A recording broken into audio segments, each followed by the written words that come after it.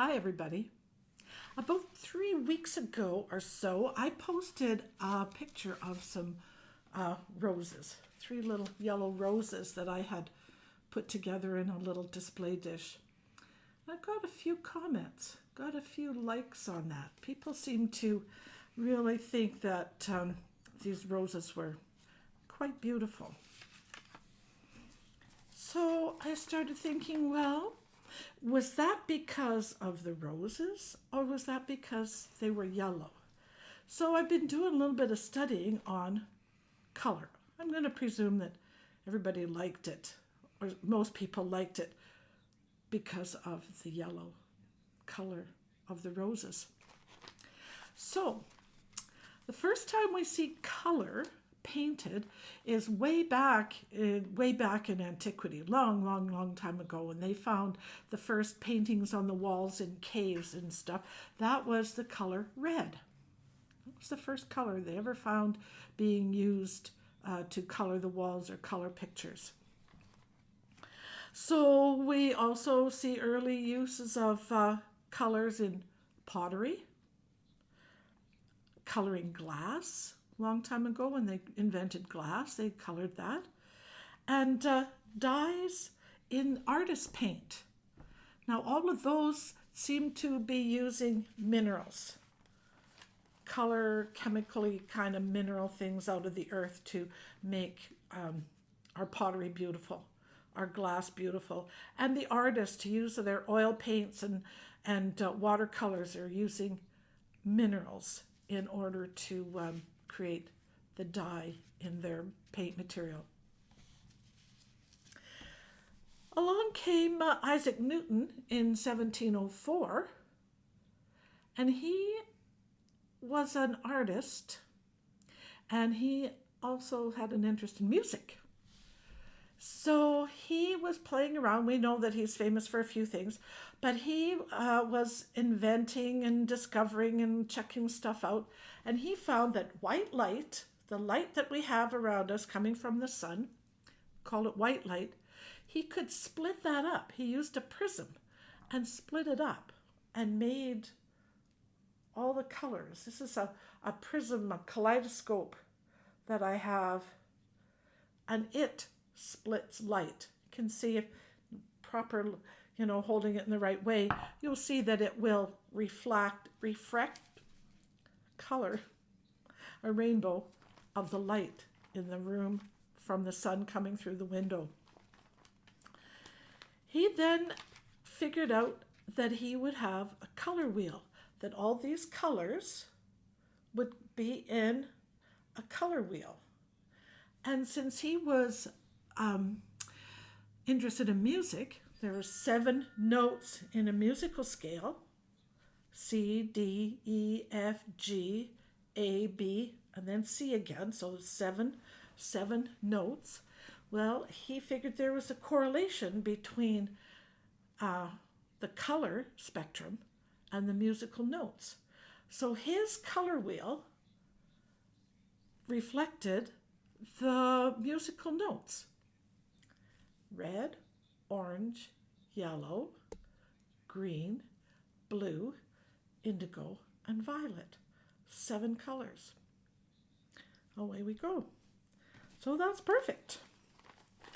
Now, in the 1800s, here came along a man, Albert Henry Munsell. He also was a painter, but he had an interest in science. So he looked at color in a different direction. He developed a 3-dimensional color scheme. I've got a little picture of it here.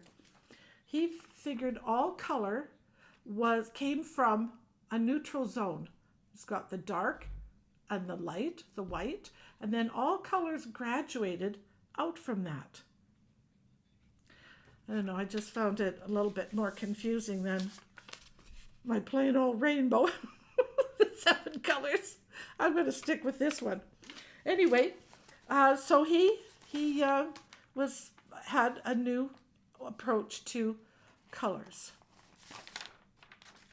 At the turn of the century, 1900, there were a couple of gentlemen, Edward Binney and C. Harold Smith, they developed a wax crayon. Crayola crayons. Cray for chalk and ola for oily. So it was a dustless chalk. It was referred to in some places, but Crayola crayons. Initially, they had 6 colors: red, orange, yellow, green, blue, violet, brown, and black. Pretty good. People liked it.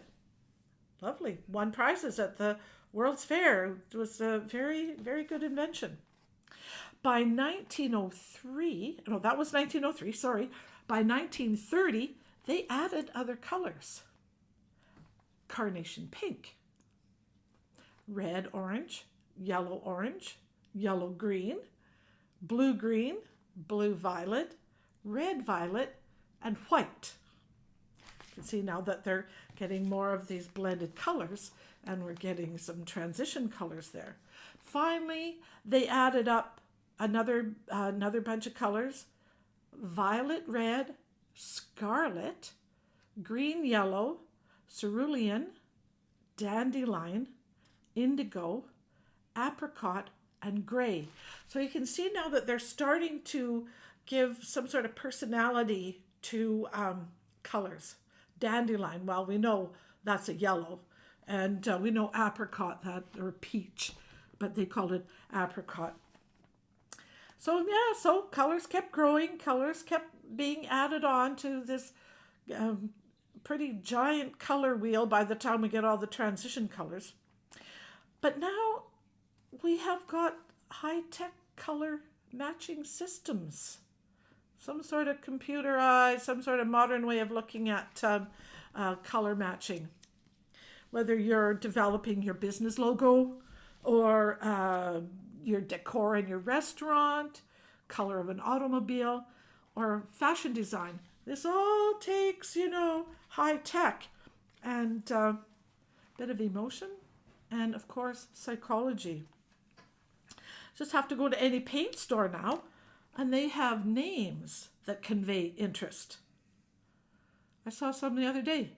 June Day, Summer Harvest, Milky Way Galaxy. What color is that?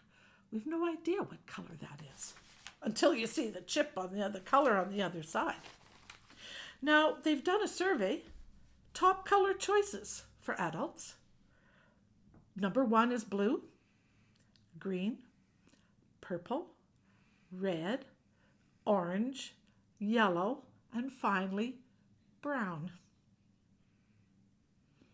Okay, I don't know what your favorite color is. Mine, I've got lots of favorite colors, whether I'm picking out a car, painting the outside of my house, painting the kitchen, what kind of color outfit I want to wear. Different moods, different reasons for coloring, painting, whatever you've got in mind.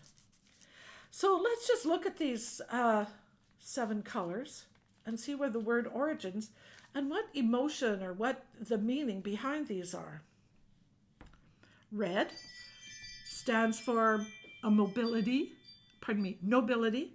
excitement, power.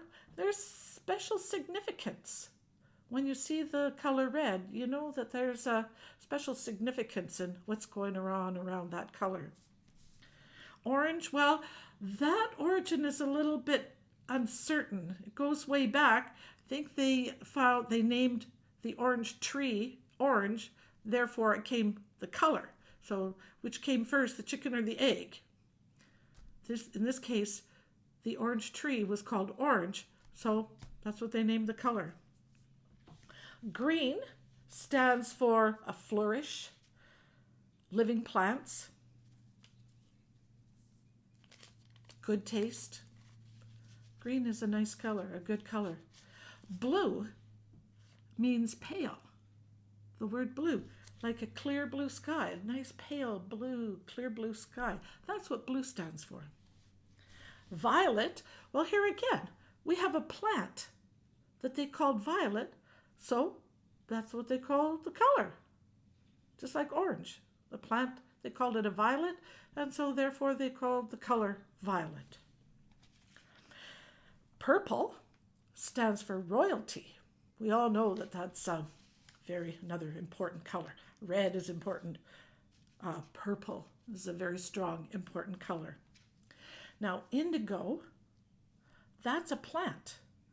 They were able to derive or extract dye out of the indigo plant. Therefore, that then again became the name of the color. Pretty interesting how they came up with the colors and the meanings of these colors and what they stand for, the emotion that is derived. But finally, yellow. The color yellow. Happiness. The word origin of yellow means to shine. Here's my lily yellow for this week. Isn't she beautiful? Yellow. I like it. Have a good day.